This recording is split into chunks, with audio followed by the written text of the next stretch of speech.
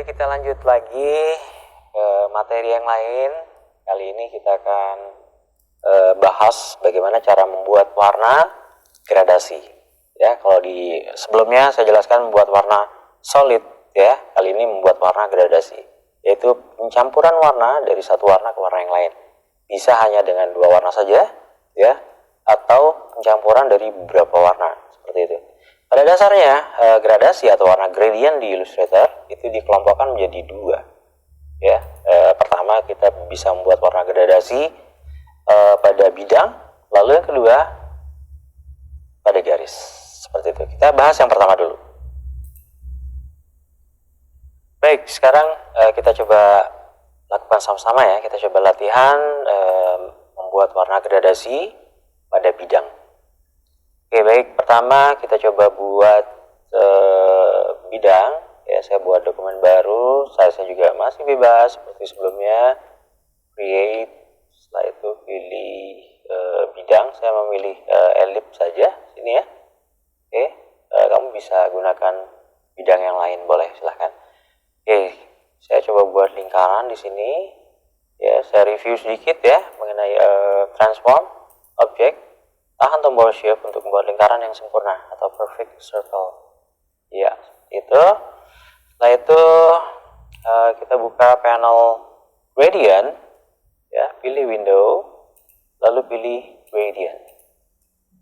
Nah ini, ya, shortcut adalah Ctrl F9. Ya, jadi mulai perlahan menghafal shortcut. Ya, seperti itu. Ya, sudah muncul panel gradients di sini. Ya, untuk memulai warna gradasi, cara yang paling simpel adalah arahkan ke bawah bar itu gradient slider, ya. Ya, bisa diklik langsung di sini, ya, dia akan menerapkannya warna default. Ya, default gradient adalah dari putih ke hitam, seperti itu. Lalu di materi yang sebelumnya saya sudah jelaskan, ini saya nggak butuhkan warna stroke ya. Jadi klik stroke di sisi kanan sini juga boleh, lalu pilih ya, seperti itu. Sekarang kita akan edit warna gradasi yang sudah kita buat. By default dia dari putih ke hitam. Kita akan ubah ya warnanya, ya, bisa mengubah warna yang sudah ada ke warna yang baru, atau kita menambahkan warna. Ya, caranya arahkan ke bawah gradient slider sampai muncul indikator tanda plus sign gitu ya. Ya, sampai tanda plusnya muncul ya. Setelah itu klik. Nah, itu akan menambahkan warna baru. By default dia warna yang ada. Pilih. Untuk mengubahnya ke warna yang lain, klik 2 kali. Ya, atau double klik, di situ akan muncul panel swatches dan color. Ini swatches, bisa pilih warna langsung dari swatches, atau kita juga bisa memilihnya dari panel color. Ini ya, komposisi warna, atau dari gradient bar, bisa pilih warna seperti itu. Ya. Saya ulang sekali lagi, untuk menambahkan warna baru, arahkan ke bawah slider sampai muncul tanda plus, klik sekali. Lalu untuk mengubahnya, klik 2 kali. Ya, seperti itu. Baik, itu menambahkan warna baru, ya, seperti itu. Untuk menguranginya atau membuang warna yang sudah ada, arahkan ke slider ini. Ya, ini juga bisa digeser ya, kiri kanan. Untuk mengubah warna mana yang lebih dominan, itu digeser saja, gitu ya. Nah, untuk membuangnya, arahkan ke sini, klik tahan gradient slider, lalu tarik ke bawah. Seperti itu. Klik tahan, lalu tarik ke bawah. Ya, dengan annotator juga kita bisa lakukan perubahan selain memutar tadi ya. Di sini juga kita bisa ubah dulu di panel gradient. Di sini ada type, ya, gradient itu ada 2, yaitu linear dan radial. Ya, kalau linear itu hanya dari kiri ke kanan, atas ke bawah, atau diagonal seperti itu ya. Lalu kalau radial, kita klik saja pilihan ini, di type ya, pilih radial, arahnya memutar seperti itu. By default dia dari tengah keluar dan bentuknya lingkaran. Untuk mengubah arah gradasi sama dengan menggunakan teknik yang di linear ya, namun hanya efeknya saja yang terlihat berbeda. Ini biasanya untuk membuat efek bola seperti itu ya, cahaya yang melingkar ya, radial. Caranya sama dengan klik geser, seperti itu ya. Selebihnya sama persis dengan menggunakan teknik yang radial tadi. Lalu di radial sini ya, yang perlu kamu tahu juga adalah kita bisa mengubah bentuk dari radialnya. By default dia bentuknya lingkaran sempurna. Kita arahkan ke titik ini ya, di sudut ya, arah titik ini di yang hitam gitu ya. Perhatikan di sini beda ya, dengan masing-masing titik ini fungsinya berbeda. Begitu diarahkan ke titik ini, ada muncul indikator elips. Artinya kita bisa mengubahnya dengan cara menggeser bentuknya sesuai dengan keinginan kita. Ya, ini akan kembali ke default jika ingin mengubahnya menjadi elips seperti itu. Baik, tadi saya sudah jelaskan cara membuat warna gradasi sendiri, artinya custom ya. Kita menggunakan warna pilihan kita sendiri. Ya, sementara di Illustrator sudah menyiapkan begitu banyak warna gradasi yang sudah siap pakai. Ya, gimana cara mengaksesnya? Kita buka panel swatches, ya, window, lalu pilih swatches seperti itu. Atau di sisi kanan di menu properties ya, pengguna sisi ini nyaman ya, lebih mudah menggunakannya. Cukup klik di sini untuk memunculkan panel swatches, lalu arahkan ke sisi kiri bawah. Di situ ada swatch libraries menu. Ya, klik sekali di situ. Lalu arahkan ke gradients. Ya, arahkan ke sini. Nah, di situ terlihat ya, begitu banyak gradients yang sudah disiapkan oleh Adobe Illustrator. Ya, arahkan lagi ke kanan. Pilih salah satu aja, katakanlah brights ya. Di sini kan muncul warna gradasi yang sudah ada siap pakai. Tampilannya kecil, ini juga sudah saya jelaskan di awal ya. Untuk melihat thumbnails yang lebih besar, pilih large thumbnail view. Ya, ini tampilannya lebih besar, lebih jelas terlihat ya. Nah, tinggal klik saja di sini untuk memilih warna gradasi yang sudah ada. Ya, ready for use ya. Oke, nah ini sudah jadi. Dan bisa juga kamu edit setiap saat gradasi yang sudah siap pakai ini. Ya, misalkan saya pilih ini ya. Lalu arahkan ke sini, ini masih bisa diedit ya, sesuai dengan keinginan kita. Dan bisa tambah juga ya. Lalu double klik untuk memilih warna yang lain dan seterusnya. Lalu untuk mengakses nggak cuma ini ya, tadi di sisi kiri bawah panel swatches banyak sekali gradient yang sudah siap pakai. Nggak perlu akses lagi ke sini untuk mengakses satu. Cukup arahkan ke yang sudah terbuka saja nih. Di sini ada panah, ya, ada load next swatch ini. Klik ini saja untuk mengakses gradasi yang lain. Ya, ini untuk next, ini untuk previous ya, atau yang sebelumnya. Baik, kita lanjut ke materi berikutnya, yaitu membuat warna gradasi pada garis. Ya, kalau tadi terhadap bidang, sekarang warna gradasi pada garis. Oke, baik, untuk pilihan kamu bisa gunakan pencil tool ya, pilih pencil tool ya, atau tekan N pada keyboard. Ya, seperti itu. Buat garis sembarang saja ya, freeform saja ya, buat garis. Iya.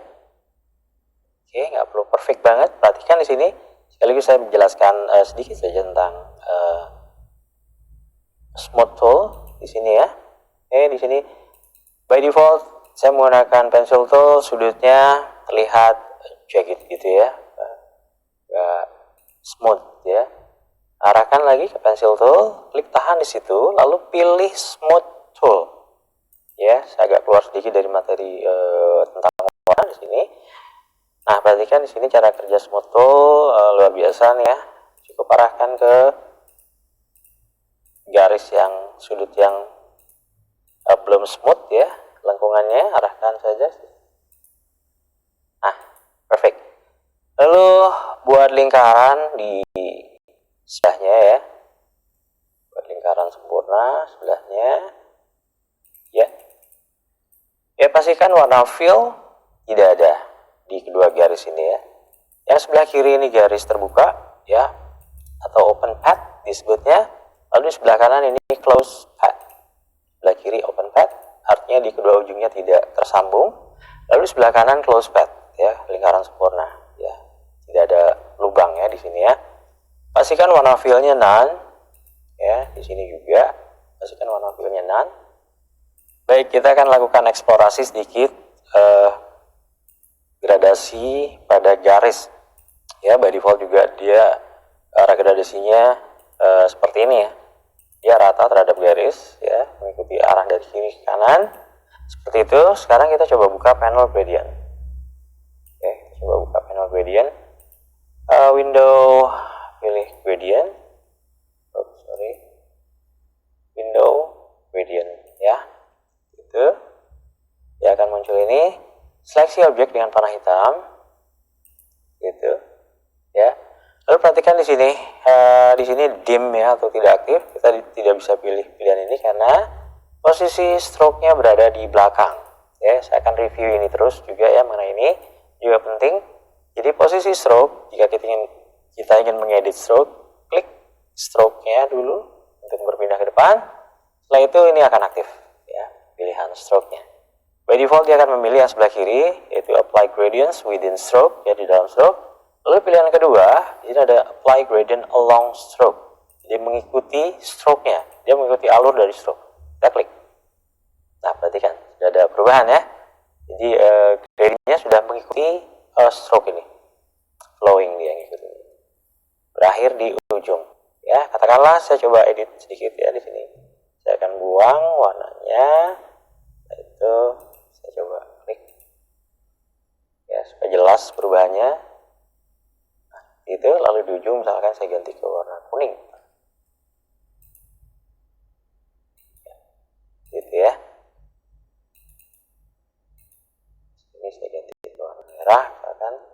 Nah, udah jelas terlihat di situ. Ya, ternyata pilihan kedua ini warna gradasinya mengikuti garis ini. Ya, oke, baik. Yang sebelah kanan juga saya coba terapkan pilihan yang kedua ya.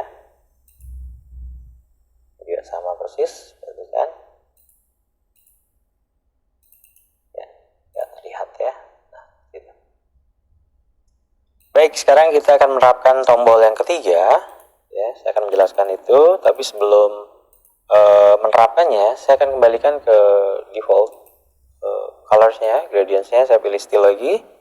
Setelah itu klik tombol yang paling kanan, yaitu apply gradients across stroke. Ya, klik di situ. Nah, ini menarik ya. Kita bisa membuat efek seperti still ya, kabel, karena arah gradasinya dari sisi terluar garis atau edge dari garis ya, sisi terpinggir ya, atau terluar dari garis ini ke arah dalam gitu ya, sampai ke ujung sini. Kalau saya zoom in, saya tekan tombol control dan spasi pada keyboard atau command space pada Mac. Nah, ini arah gradasinya dari sini ke sini. Baik, kita akan lakukan eksplorasi sedikit ya tentang membuat efek garis ya, membuat efek garis yang tumpang tindih. Ya, by default ini agak keluar sedikit dari materi gradient ya. Ya, kita having fun sedikit ya menggunakan efek tumpang tindih ini menggunakan scissor tools. Baik, kita lihat by default di sini pad yang awal selalu berada di bawah, lalu berjalan terus ini, lalu pad yang terakhir akan berada di atasnya, selalu seperti itu. Ya, ini akan berada di atasnya, terus selalu berada di atasnya. Nah, kita akan buat efek ya, seolah-olah garis yang berada di atas ini berada di bawahnya. Misalkan saya mau pindahkan garis ini berada di bawah. Oke, seperti itu ya. Lakukan teknik memotong menggunakan scissor tools. Ya, kita gunakan scissor tools ya untuk memotong. Ya, arahkan sini, pilih scissor tools atau tekan C pada keyboard. Ya, saya akan pindahkan garis yang berada di atas ini berada di belakangnya, sehingga kita bisa memotongnya di sekitar sini ya, di sepanjang pad ini. Nah, untuk membantu kita mendeteksi kita berada di pad atau belum, kita bisa gunakan Smart Guide. Ya, pilih View, lalu pilih Smart Guide atau Ctrl U atau Command U ya pada Mac. Ya, pilih Smart Guide. Pastikan ini aktif, sehingga kita mudah mendeteksi di mana pad itu berada. Ya, setelah muncul pad, arahkan situ. Ya, Setelah itu klik. Sudah terpotong ya. Arahkan sini lagi sepanjang pad ini. Setelah itu klik sekali lagi. Dia sudah berada di belakang sekarang, ya. Begitu sudah berada di belakang, efek yang kita mau sudah tercapai ya. Lalu coba saya mau pindahkan ini ke depan, ya. Pastikan ini juga, ya, ini ke depan. Arahkan ke sini, kita akan potong di sini. Baik, arahkan ke sini lagi, potong. That's it ya. Jadi semudah itu ya. Cara memberi efek berada di depan atau belakang tumpang tindih pada pad, gitu ya. Ini akan bisa pindahkan ke depan. Sudah terpotong di sini, akan saya potong di bagian sini. Nah, posisinya saat ini kita ada treatment lagi ya setelah ini ya. Ini masih berada di belakang, kita akan pindahkan posisinya ke depan. Ya, caranya klik kanan, lalu pilih arrange, lalu pilih bring to front. Ya, saya belum jelaskan secara detail tentang ini. Nanti akan ada sesi yang lain menjelaskan tentang ini ya, tentang layers.